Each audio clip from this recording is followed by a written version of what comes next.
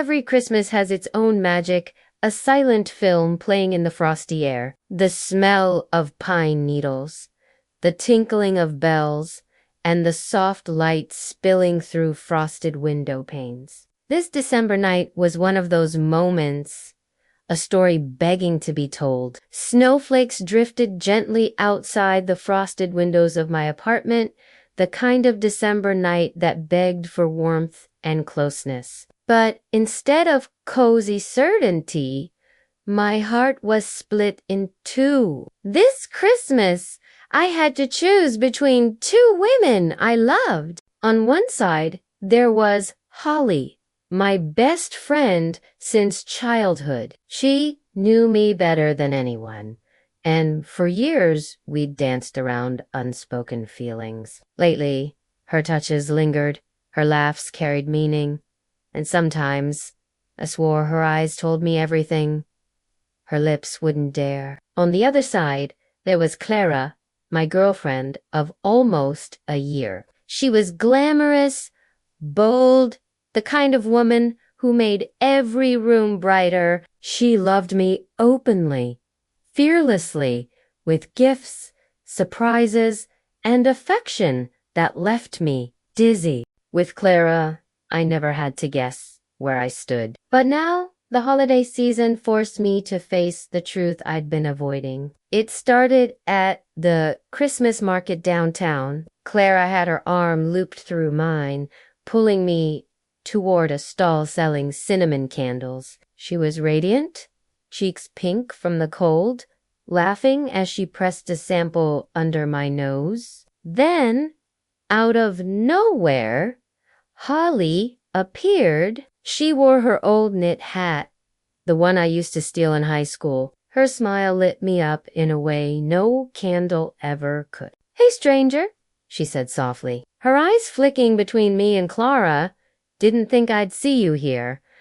The three of us exchanged pleasantries, but I felt the tension instantly. Clara held me tighter. Holly's voice wavered when she said goodbye, and I caught the sadness she tried to hide. That night, I couldn't sleep.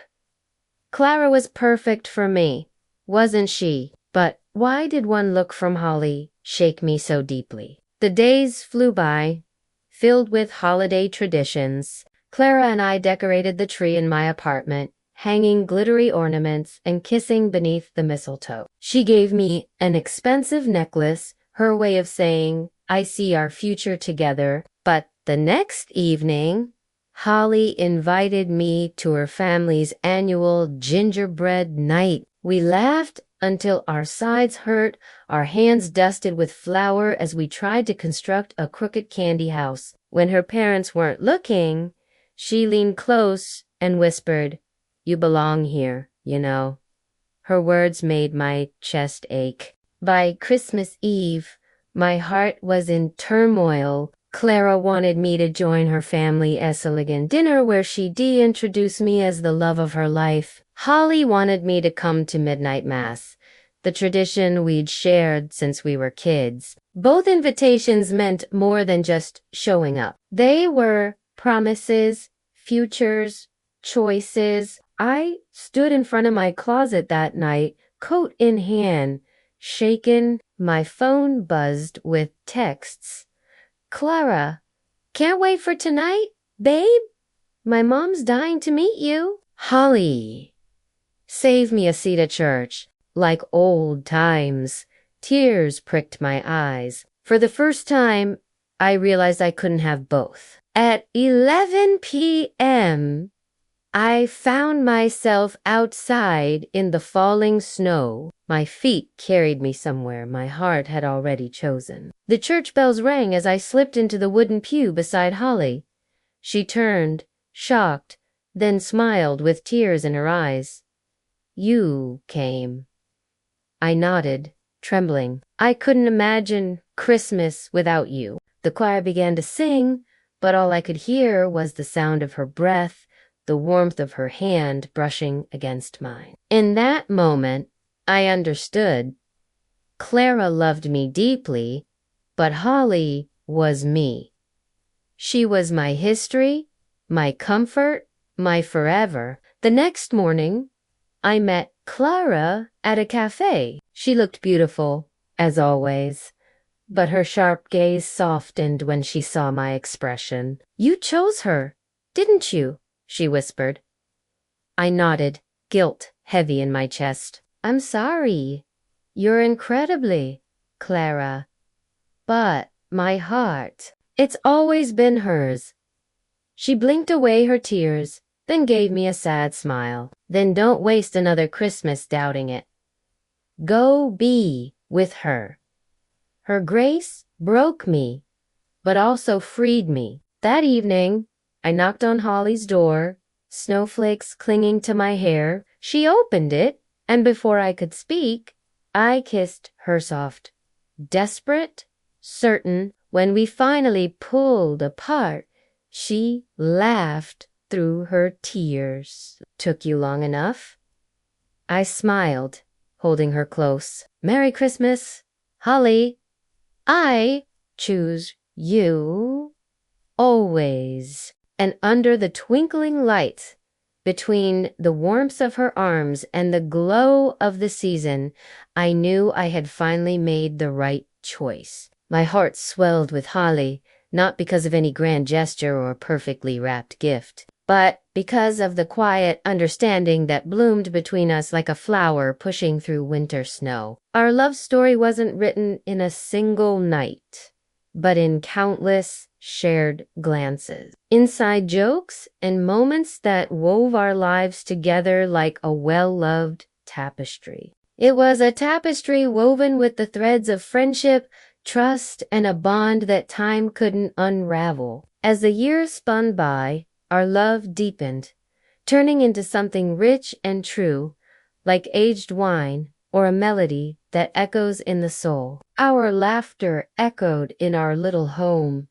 mingling with the scent of pine and cinnamon. Each Christmas, Holly and I created new traditions, watching old movies, sipping hot chocolate, and sharing stories under the soft glow of the Christmas tree. Every year, we made ornaments together, each one a testament to our journey, holding memories that shimmered like frost on a winter's night. One snowy afternoon, as we hung up the last ornament, a silver bell with tiny beads woven through it, I turned to Holly. Her eyes sparkled with mirth, her cheeks flushed from the cold, her hair dusted with fallen snow. In that instant, I knew I was the luckiest man alive. "What do you think, love?" she asked, tilting her head to the side to see the ornament from my point of view. I cupped her face in my hands, my thumb gently stroking her cheek. "It's perfect," I whispered, my eyes mirroring the twinkle of the Christmas lights. "Just like you?" And with that, I leaned in and kissed her. The kiss tasted like peppermint and the promise of forever. In that kiss, I saw our life together, the struggles and triumphs, the laughter and tears, the quiet moments, and the adventures yet to come.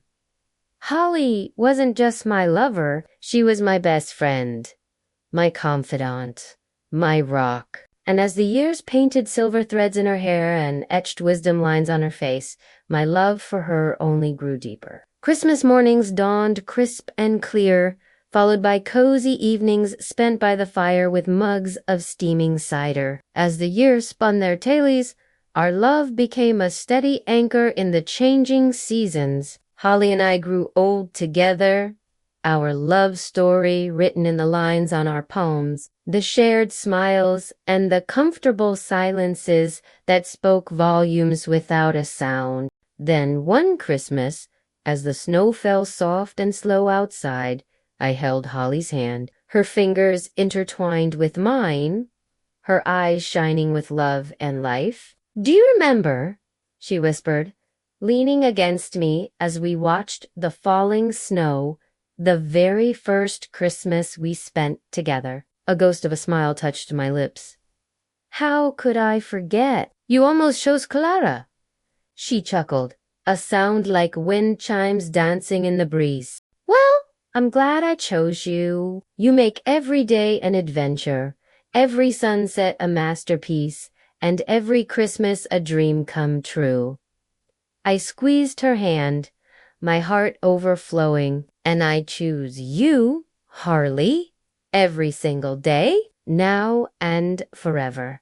And in that moment, surrounded by the magic of Christmas and the lifetime of love we'd shared, I knew our story was far from over. There were still more chapters to write, more laughter to share, and more Christmases to embrace. Together, as long as our hearts continued to beat in unison, our love would keep writing its timeless tale, proving that some loves, like fine wine, only get better with age.